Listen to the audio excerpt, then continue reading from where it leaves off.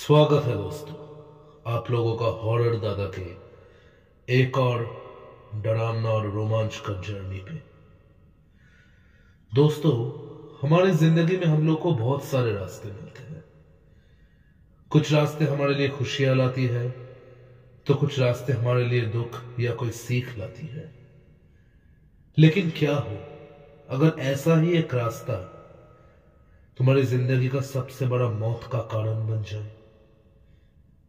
ऐसा ही कुछ हुआ था आज से 5 साल पहले मेरे साथ।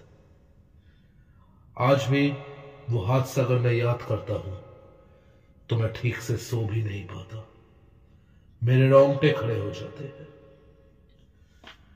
जिंदगी में हर रास्ते में हमको रुकना नहीं चाहिए, इस चीज का सीख मुझे उसी दिन ही मिला था। यह हादसा आज से 5 साल पहले की बात है, जब मैं शहर की एक बड़े मैन्युफैक्चरिंग कंपनी में जॉब करता था। कंपनी के एक प्रोजेक्ट के रिगार्डिंग मुझे शहर से बाहर सीतमपुर नाम के एक शहर में जाना पड़ा था। ऐसे ही वहां पे जाते जाते और काम खत्म करते करते शाम हो चुका था, रात का वक्त था। अब जंगल के रास्ते वापस आना कोई आसान बात तो नहीं है। वहां के कुछ लोगों ने मुझे बताया था कि इस रास्ते के दूसरी तरफ भी एक और रास्ता है जहां से शहर पहुंचा जा सकता है, लेकिन वो रास्ता ज्यादा लोग लेते नहीं है। मैंने पूछा क्यों? कहते हैं कि उस रास्ते को जाना माना कहा जाता है और वहां पे वो कुछ बोलने जा रहा था। हाँ बोलिए। नहीं, वहां पे हमें नहीं पता। वो आदमी कुछ कहना चाहता था लेकिन कह नहीं पाया। और एक चीज मैंने नोटिस किया था कि वो आदमी कुछ डरा डरा सा लग रहा था। लेकिन फिलहाल जो भी हो, रात तक मुझे शहर तो पहुंचना ही था, इसलिए सोचा क्यों ना वही रास्ता लिया जाए। अगर वो शॉर्टकट हो तो कुछ कुछ शॉर्टकट्स हमारी जिंदगी में कितने बड़े आफत ला सकते हैं, ये भी मैंने उसी दिन जाना था। ऐसे ही उसी शॉर्टकट वाले रास्ते की तरफ मैं चलता जा रहा था। चलते चलते अचानक सामने मैंने किसी को देखा। उसने मेरी गाड़ी रोकने की कोशिश की और मैंने गाड़ी रोकी भी।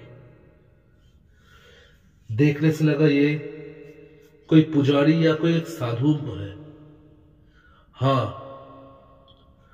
ऑरेंज कलर की धोती और कंधे पे झोला। हाँ, ये एक साधु ही है। वो इशारों में मुझे गाड़ी से बाहर आने के लिए कह रहा था। गाड़ी से बाहर आकर मैंने ये पूछा कि आप मेरे गाड़ी के सामने क्या कर रहे हैं? अभी कुछ हो जाता तो इसका जिम्मेदार कौन होता? बेटा, इस रास्ते से मत जाओ, लौट जाओ इस रास्ते से। यह रास्ता तुम्हारे लिए सही नहीं है। यह रास्ता तुम्हें तुम्हारे मंजिल तक नहीं पहुंचाएगा। लौट जाओ, लौट जाओ इस रास्ते से। क्या बकवास कर रहे हैं आप? मुझे आपका कोई भी बातें समझ में नहीं आ रहा। क्या कहना चाहते हैं आप? मैंने पूछा। मैं जो तुम्हें कहना चाहता हूं उसे तुम पढ़े लिखे लोग कभी समझोगे नहीं, लेकिन तुम्हारे भलाई के लिए बोल रहा हूं बेटे, इस रास्ते से मत जाओ। तभी मुझे याद आया कि वो आदमी भी कुछ ऐसा ही बोल रहा था। ये रास्ता थोड़ा जाना माना है। ठीक है, मैं इस रास्ते से नहीं जाऊंगा, लेकिन पहले आप बताइए इस रास्ते में है क्या? क्या कोई जंगली जानवर है? जानवरों से तो तब भी बचा जा सकता है, लेकिन उससे कैसे बचोगे तुम? क्या बात कर रहे हैं आप? सुनो, देखो, मैं तुम्हें आखिरी बार आगाह कर रहा हूं, इस रास्ते से तुम मत जाओ। ये तुम्हारे जिंदगी के लिए हानिकारक बन सकता है। वो तुम्हें इस रास्ते में जरूर रोकेगी, वो तुम्हें जाने नहीं देगी। कौन जाने नहीं देगी? क्या कहना क्या चाहते हैं आप? मैं तुम्हें खौफनाक डर से आने वाले आने वाले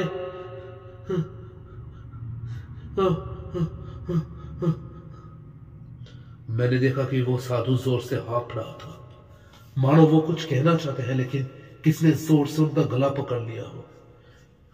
मैं तुम्हें इससे ज्यादा और कोई नहीं बता सकता। अगर तुम इस रास्ते से जाना चाहते हो तो जाओ, तुम्हारा जीवन तुम्हारे हाथ में है। लेकिन यदि कोई तुम्हें अपनी गाड़ी रोकने के लिए बोले तो तुम गाड़ी हरगिज मत रोकना। गाड़ी तुम मत रोकना। क्या बात कर रहे हैं आप? अगर किसी की जरूरत पड़े तो मैं गाड़ी ना रोकूं? नहीं, तुम गाड़ी नहीं रोकोगे। मत रोकना गाड़ी बेटे। आज अगर तुमने मेरी ये बात नहीं मानी तो जिंदगी भर पछताओगे कि क्यों नहीं मानी। आज इस रास्ते में तुम गाड़ी मत रोकना। ऐसे ही और 2-3 बातें करके मेरी आंखों के सामने से कहीं गायब हो गए वो। देखते ही देखते दूर अंधेरों में कहीं खो गए और मैं फिर से गाड़ी स्टार्ट करके अपने मंजिल की तरफ चलता जा रहा था। अभी और बहुत से रास्ते चलने बाकी थे। अभी भी नियर अबाउट 1 घंटे का रास्ता और कवर अप करना था। ऐसे चलता जा रहा था, तभी चलते चलते एक डाहिना मोड़ आया। हाँ, हो सकता है अब यहां से घर जाना होगा। वैसे बाएं जाने का तो कोई रास्ता है नहीं, तो जैसा वे जा रहा है मैंने वैसे ही गाड़ी को टर्न अप किया। जैसे ही मैं उस मोड़ तक पहुंचा, अचानक गाड़ी के दोनों लाइट्स ऑन ऑफ होने लगे। ये क्या हो रहा है? गाड़ी ऐसा क्यों कर रहा है? मैंने गाड़ी को एक साइड में पार्क किया। बाहर जाकर देखा कहीं कुछ हुआ तो नहीं, सब कुछ तो ठीक है। तभी पीछे से एक आवाज, मैं भटक गई हूं। पीछे मुड़कर देखा तो एक औरत नीले रंग की साड़ी में, हाँ, एज नियर अबाउट कुछ 30-35 की होगी, मेरी तरफ आ रही थी। उसका थोड़ा चेहरा उसकी चोली से ढका हुआ था। कौन है आप? इतने रात गए ऐसे सुनसान सड़कों पे क्या कर रहे हैं? मैं अपना रास्ता भूल गई हूं। क्या आप शहर की तरफ जा रहे हैं? हाँ, मैं शहर की तरफ ही जा रहा हूं। क्या आप मुझे थोड़ा आगे तक छोड़ सकते हैं? वैसे किसी अनजान को अपने गाड़ी में बिठाना सही तो नहीं है, लेकिन इंसानियत के नाते मैंने इन्हें गाड़ी पे बिठा लिया और फिर हम दोनों चल पड़े। वैसे कहां तक जा रही है आप? मैं आपको जहां बोलूंगी आप सिर्फ मुझे वहां छोड़ दीजिए। हाँ ठीक है, लेकिन मुझे जानना तो पड़ेगा। आप कहां से हैं, क्या करती है, किधर जा रही है इतनी रात को? क्या बोलूं और? जिंदगी ही अब नहीं रही तो बोलने का कुछ बाकी नहीं रहा। मुझे ये बातें कुछ सही नहीं लगी। जिंदगी नहीं रही मतलब? कि कहना क्या चाहते हैं आप? कुछ नहीं, तुम नहीं समझोगे। मुझे लगा कि मुझे ज्यादा बातें नहीं करनी चाहिए। जितनी जल्दी हो इन्हें मैं इनके जगह पे उतार कर मैं अपने घर की तरफ रवाना होऊंगा। हाँ, जल्दी तो मुझे भी है कि कब तुम मेरा काम करोगे। कौन सा काम? क्या तुम समझ नहीं रहे? आज तुम यहां मेरे लिए ही तो आए हो। देखिए, आप ये सब बकवास बंद कीजिए। मैं यहाँ पे अपने ऑफिस के काम के लिए आया हूं। काम खत्म हो रहा है, अब मैं अपने घर चला हूं। आपको जरूरत में देखा इसलिए मैंने हेल्प करने की सोचा, अन्यथा मेरा कोई और इरादा नहीं है। इरादा तुम्हारा नहीं चल सकता है यहां। इन रास्तों पे सिर्फ मेरे ही इरादे चलते हैं। इन रास्तों पे मैं जो बोलूंगी वही होता है। आप कहना क्या चाहते हैं देखिए, मुझे कुछ समझ में नहीं आ रहा। ऐसे बकवास मत कीजिए, अन्यथा गाड़ी से उतर जाइए। मैंने कहा था ना, यहां पे मैं जो कहूंगी वही होता है। क्या? मुझे अब थोड़ा अजीब सा लगने लगा। ये औरत कहना क्या चाहती है?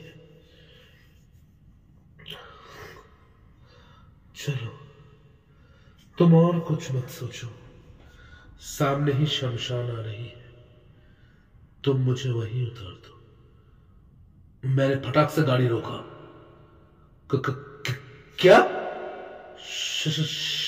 शाम के सामने? हाँ, यही तो मुझे रहना है, यही तो मैं रहती हूं। क्या बकवास कर रही है आप? शमशान के सामने भला कोई रहता है क्या?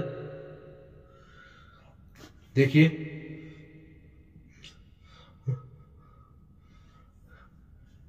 अभी भी तुम्हें कुछ समझ में नहीं आया?